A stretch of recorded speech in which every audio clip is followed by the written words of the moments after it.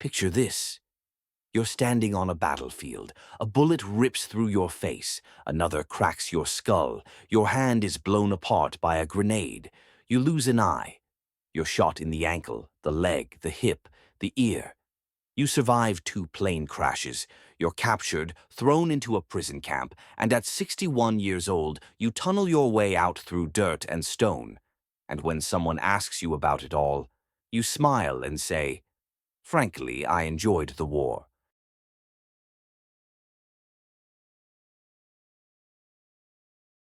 Our story begins in 1880, in Brussels, Belgium.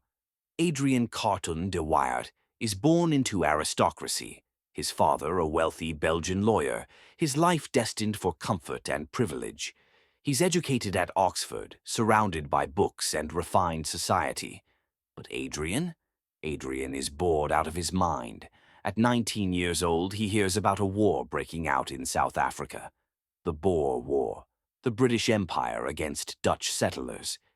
It's 1899, and young Adrian sees his chance. There's just one problem. He's too young to enlist. So he lies. He claims he's older, forges his way into the Middlesex Regiment, and ships off to South Africa before anyone can stop him. His family is horrified. Adrian? He's finally alive. Within months of arriving, he's shot. A bullet tears through his stomach and groin. Most men would go home. Most men would call it quits. Adrian recovers and goes right back to the front lines. This is your first clue about who this man really is. The Boer War ends. Adrian returns to Britain, but he can't settle down. He can't sit still. In 1914, he's in British Somaliland, modern-day Somalia, fighting against a rebel uprising. During one fierce battle, he's shot in the face. The bullet destroys his left eye. The doctor patches him up with an eye patch. Adrian wears it for exactly 1 day before ripping it off. His reason? It was uncomfortable. He spends the rest of his life with an empty eye socket, never bothering to cover it again. He's 24 years old, half-blind, and absolutely fearless. And then, 1914 arrives. The Great War, World War I. The war that will break empires and kill millions. Adrian Carton de Wiart volunteers immediately. The Western Front is hell on earth. Trenches filled with mud, blood, and bodies. Machine guns mowing down entire battalions. Poison gas choking men to death. Artillery shells raining down like the wrath of God himself. Adrian is sent to France as a captain in the Somaliland Camel Corps, then transfers to the front lines. And this is where things get truly insane. 1915, the Battle of Ypres. Adrian is leading his men through no man's land when a shell explodes nearby. Shrapnel rips through his hand, mangling his fingers beyond recognition. He's evacuated to a field hospital. The doctor examines his hand and says the fingers need to come off, but they'll have to wait for proper surgery. Adrian looks at his ruined hand, looks at the doctor, and then he rips his own fingers off, just tears them free with his other hand because he doesn't want to wait. The doctor is speechless. Adrian just shrugs and says, "Let's get on with it." His left hand is amputated at the wrist. He's now one-eyed, one-handed, and the war has barely started. Most officers would be retired to a desk job. Adrian demands to return to combat. Over the next 3 years, Adrian Carton de Wiart is shot, again, and again, and again. Shot through the skull at the Somme, survived. Shot through the ear, survived. Shot in the ankle, survived. Shot in the leg, survived. Shot in the hip, survived. He's awarded the Victoria Cross, Britain's highest military honor, for his actions at La Boiselle in 1916. The citation describes how he led attacks despite being wounded multiple times, how he maintained control of his position under impossible conditions, how he refused to leave the battlefield. But here's the thing that makes Adrian truly different from every other war hero. He's having the time of his life. Years later, when writing his memoir, he'll describe World War I like this. "Frankly, I had enjoyed the war. It had been a very lively time. Shot 11 times, lost an eye, lost a hand, watched thousands of men die around him. Enjoyed it. What kind of man says that? The war ends in 1918, 20 million dead. An entire generation destroyed. Europe is in ruins. Adrian goes home, gets married, tries to live a normal life. For 20 years, Adrian lives in relative peace. He hunts, he fishes, he travels. But something is missing. That electric feeling of danger, that clarity that only comes when death is breathing down your neck. And then, in 1939, his prayers are answered. Germany invades Poland. World War II begins. Adrian Carton de Wiart is 59 years old now. One eye, one hand. Most men his age are thinking about retirement, about grandchildren, about quiet evenings by the fire. Adrian gets a phone call from Winston Churchill himself. Churchill needs experienced commanders. He needs men who won't break under pressure. He needs someone crazy enough to take on an impossible mission. He needs Adrian. April 1940. Adrian is given command of a British expeditionary force being sent to Norway. Germany has invaded, and Britain is scrambling to respond. It's a disaster from the start. The British forces are under-equipped, poorly supplied, and arriving too late. The Germans have air superiority. The Norwegian terrain is brutal, frozen mountains, narrow fjords, no infrastructure. But Adrian doesn't complain. He just gets to work. For weeks he leads his men through impossible conditions. They're outnumbered, outgunned, freezing, and exhausted. The RAF can barely provide air support. Supply lines are non-existent. Adrian fights anyway. He's 59 years old, half-blind, one-handed, organizing defensive positions, coordinating with Norwegian forces, dodging German bombers.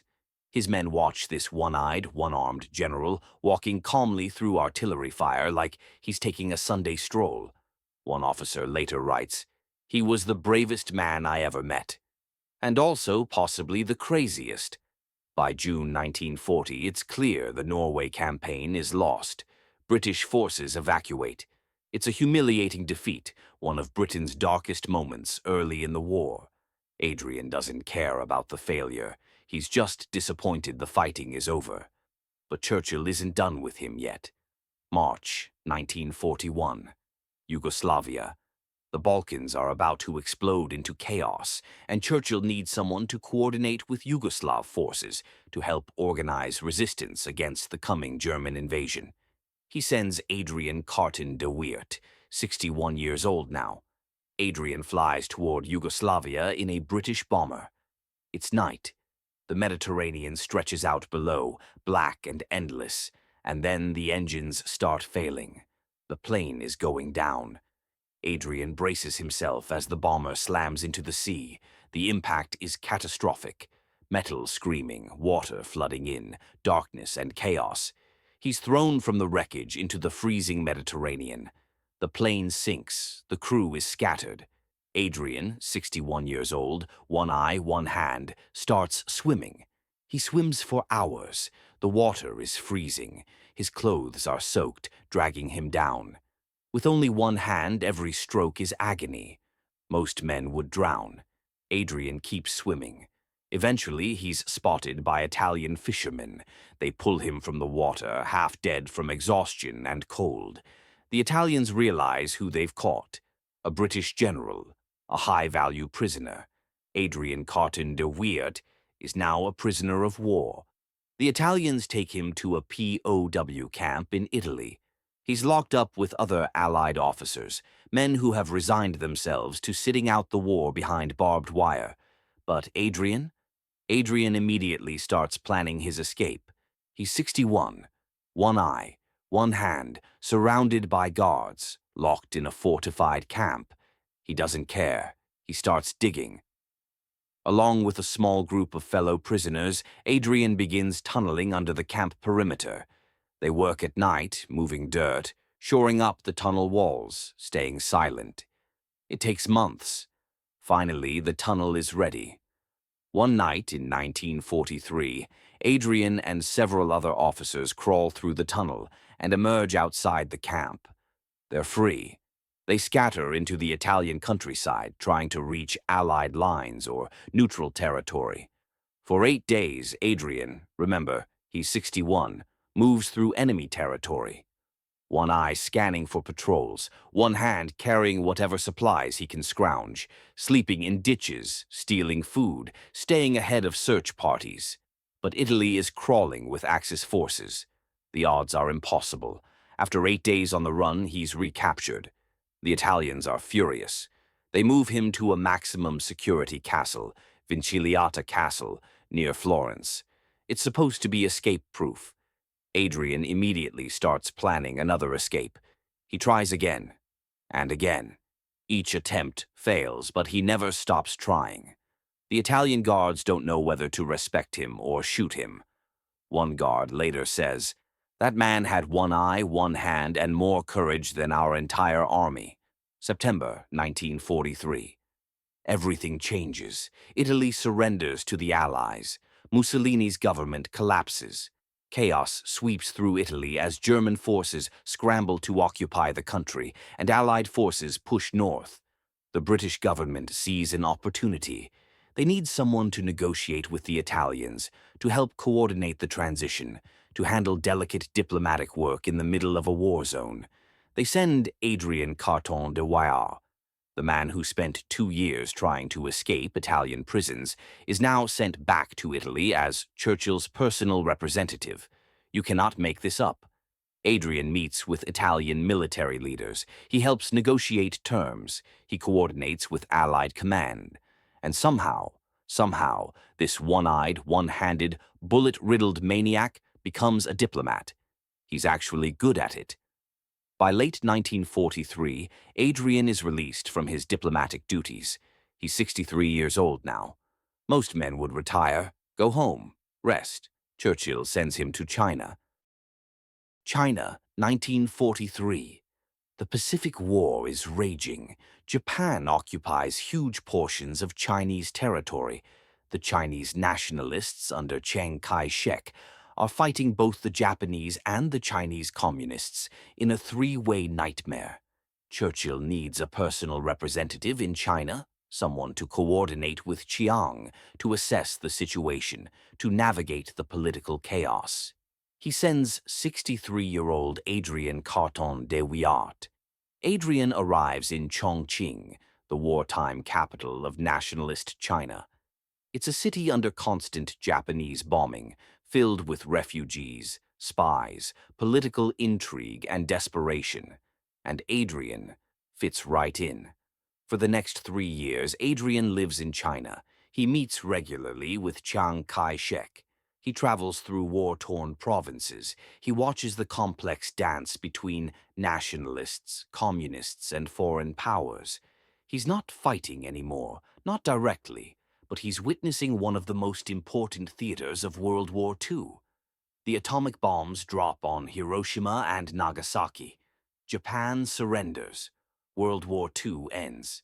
Adrian is 65 years old. He's survived the Boer War, World War I, World War II, 11 bullet wounds, 2 plane crashes, multiple escape attempts, and more combat than most soldiers see in 10 lifetimes.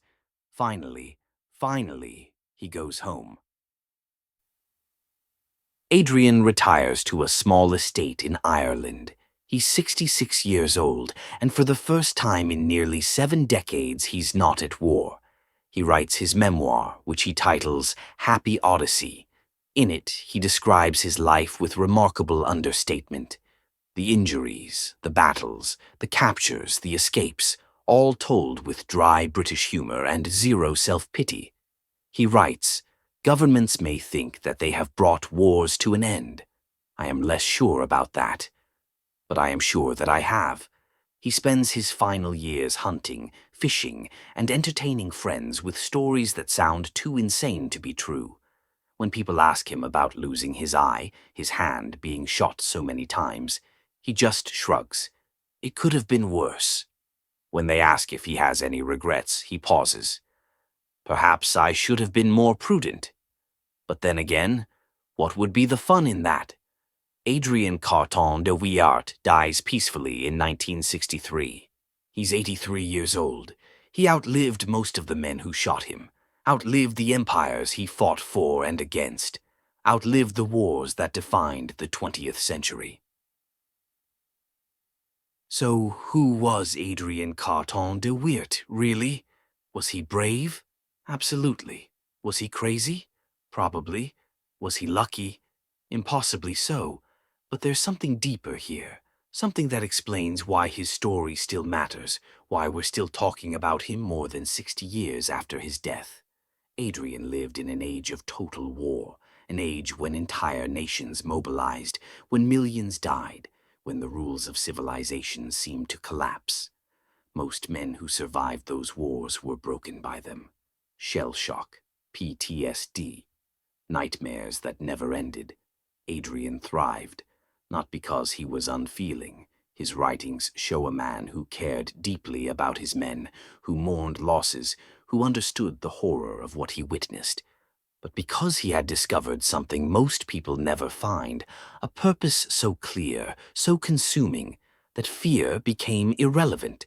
He wasn't fighting for glory. He wasn't fighting for ideology. He was fighting because it was the only time he felt truly alive.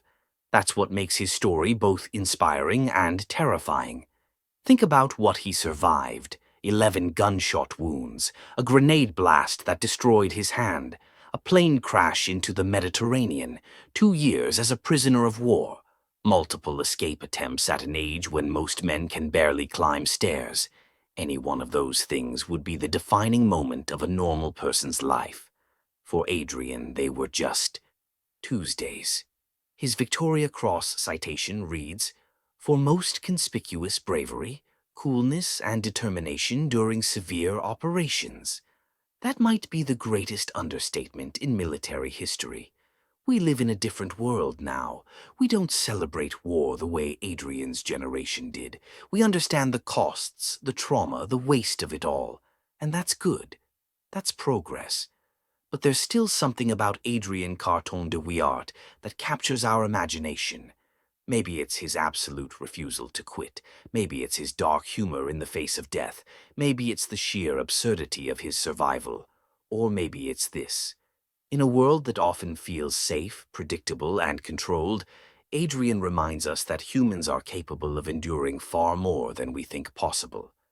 Not because we should seek out suffering, but because when life throws everything it has at us, when we're wounded, trapped, drowning, lost, we have depths of strength we never knew existed. Adrian Carton de Wiart wasn't superhuman. He bled, he hurt, he got tired. He just refused to let any of that stop him. Near the end of his memoir, he wrote one final thought about his incredible life. "Frankly, I had enjoyed the war. But I suppose you can have too much of a good thing." This has been the story of Lieutenant General Sir Adrian Carton de Wiart, Victoria Cross recipient, survivor of 3 wars, the man who was shot 11 times, survived 2 plane crashes, escaped from a POW camp at 61, and lived to 83, the man who refused to die,